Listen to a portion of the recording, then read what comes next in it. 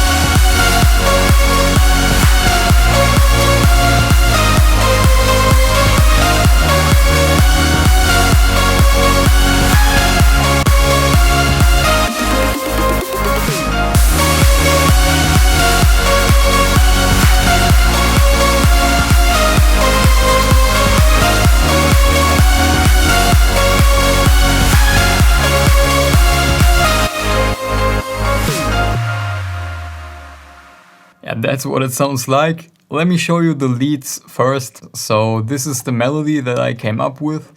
And for the melody, I basically came up with this type of sound, which is like, I think, pretty close to what Jac Harri also go for with the leads.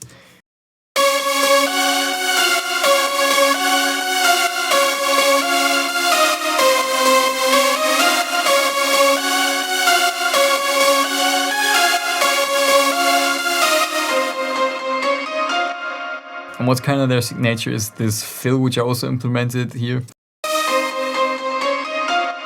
Yeah, but let me show you the layers for the leads.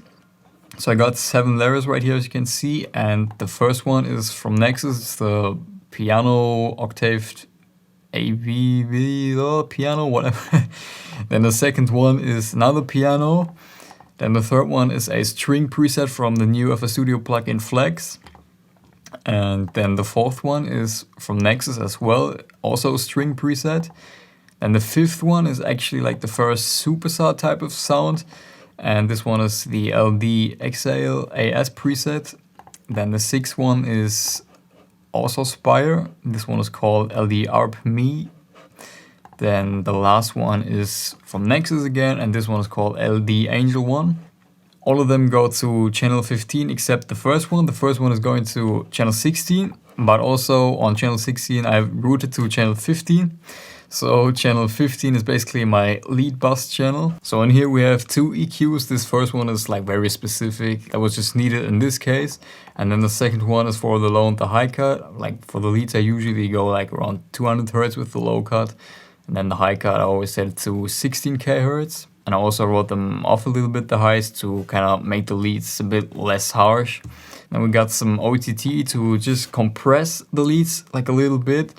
And then we got the reverb plus the peak controller. I mentioned this technique in like every previous video, so just go check out one of my older ones if you want to know how exactly I did that. Then we got a low pass filter for automation. Yeah, then the sidechain with the Nicky Romero Kickstart plugin, and then the Fruity Balance for volume automation. So yeah, to go back to the low pass filter, I used this one in the break to open up the leads. And actually in the break, I'm only using like the first, what is it? Yeah, it's the first 3 layers. So I only have these 3 sounds in the break.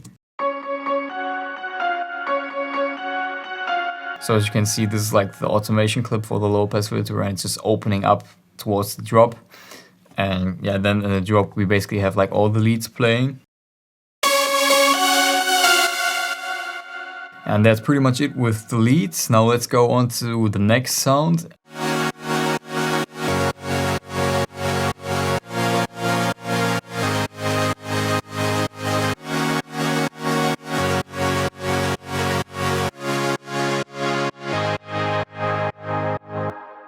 So these are basically the chords that I came up with for this track, or for this little sketch. It's not a full track, obviously.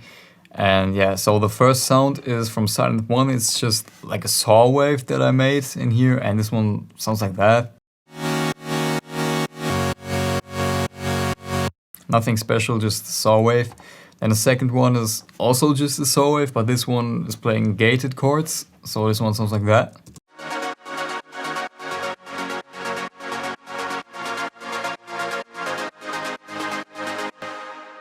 And the first one is going to channel 17 and the second one to channel 18.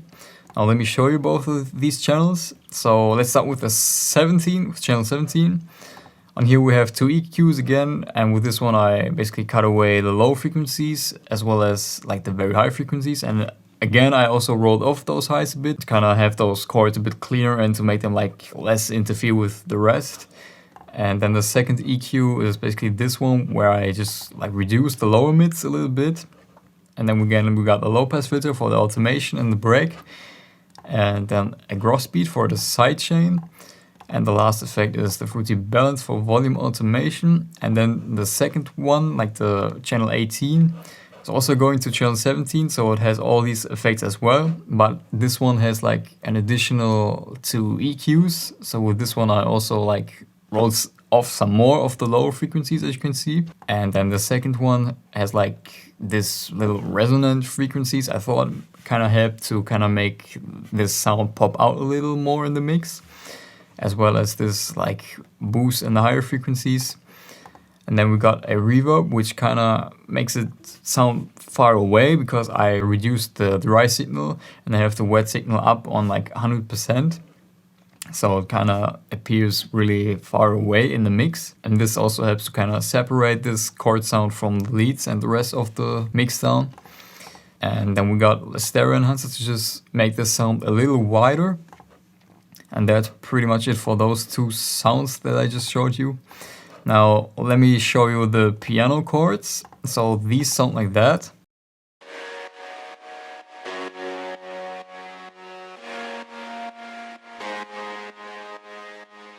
So as you can tell, they actually sound pretty distorted because I felt like this just adds like some nice crunch to the mix. I don't know, it just sounded great to me in the mix. And yeah, so this piano is basically like a true pianos, and it goes to channel 19. And on here I have a stereo enhancer to really widen the piano up.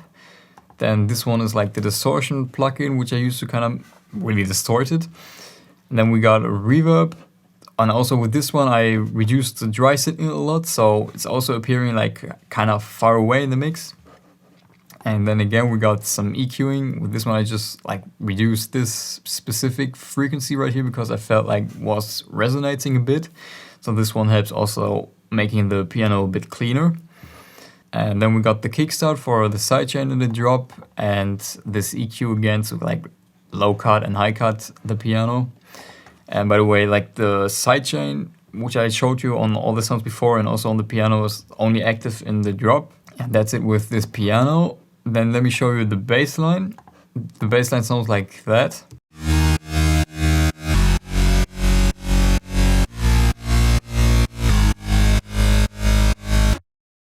So as you can see, for the bass line, I have one sub bass and two mid basses. And the sub bass is really just a clean sine wave, which is going to channel 20, and on channel 20 I only have like the sidechain and the volume plugin. And yeah, then the mid basses, they go to channel 17, but let me show the presets of them first. So this first one is the drill bass 2 preset, and the second one is the growl preset, and these are actually both from the factory banks. Or actually all the presets that I use are from the factory banks, actually, because I don't. Well, I do have some like third-party preset banks, but I usually just use like the factory banks, so that means that you actually also already have them. But just by the way, I will also include all the third-party presets in this pack, so this won't be a problem. And yeah, now let me show you the effects for the mid basses. So these go to channel 17, and these are actually the effects that I already showed you before on the synth chords. And yeah, so that's nothing new now for you. But let me actually show you the automation clips for this one. So this is also like a low pass filter, which is also affecting the synth chords actually.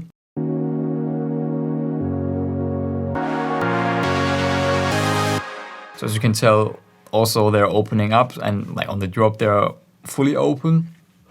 And this is the one for the sidechain, so it's basically just like not active in the breaks and then it's active on the drop. Right here, this is where the drop starts. And then right here I actually kind of opened up the low pass filter again.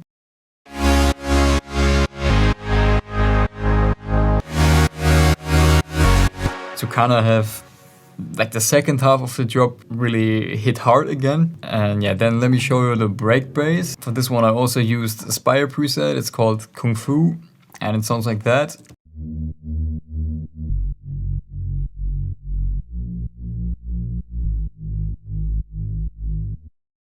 And this one goes to channel 21. And with this one I cut away all those highs because I only wanted that nice warm white bottom end of the sound. And then on this one I actually also have a sidechain plugin because I have a kick drum in the break as well. And yeah, to not have this bass interfere with the kick drum, I also added the sidechain to this sound. And then we have an ARP which I layered to the break to fill out the mix even more.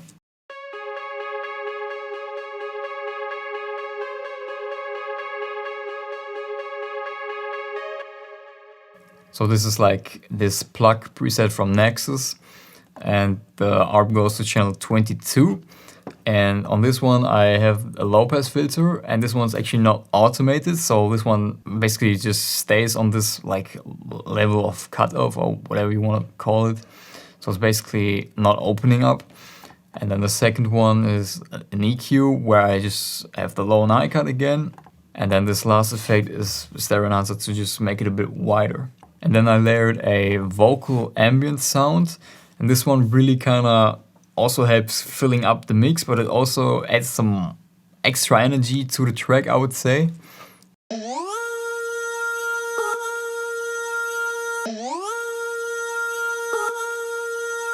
Sounds quite weird if you listen to it like that, but it actually really sounds great in the mix, at least in my opinion. So this sound goes to channel 23. And on here we only have this EQ to kind of roll off those lows and those highs. And this one is also routed to the mid-bass bus channel, so this one has also all these effects. Then that's pretty much it with like the melodic sounds of this FLP. Now let me show you what all the drums sound like together.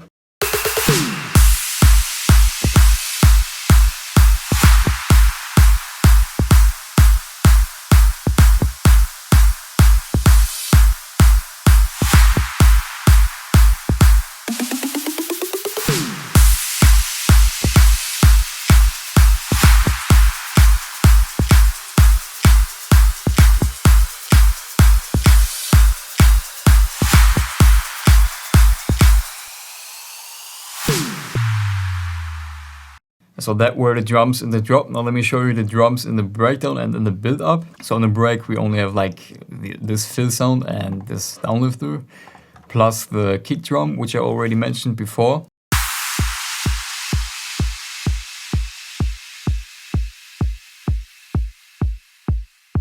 And yeah, then I'm basically adding like some claps from the drop in the build up to kind of build the tension. And also I added this snare drum. And then obviously we got like two riser effect sounds to also kind of help to build that tension. And yeah, actually for the kick drum, I split it up into like 2 layers. And this first one is only like for the lower frequencies, and this one sounds like that. So if we check out the channel for this kick drum, you can see that I cut away those higher frequencies. And then with the second one, I added this dip in like the lower mid range or like upper bass range.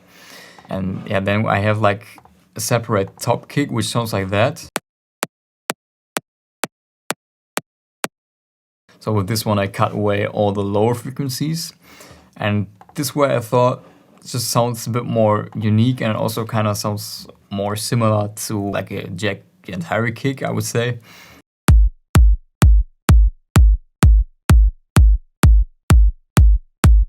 And then in the break I only use that sub kick from the drop, but it's like actually like a little bit shorter to not have like as boomy as in the drop. And yeah, that's pretty much it with the drums. So I didn't do any like crazy effects on the drums. It's really just like the sound selection for those. And yeah, so there's not much like I can tell you more about these. Yeah, let me show you everything again on the drop.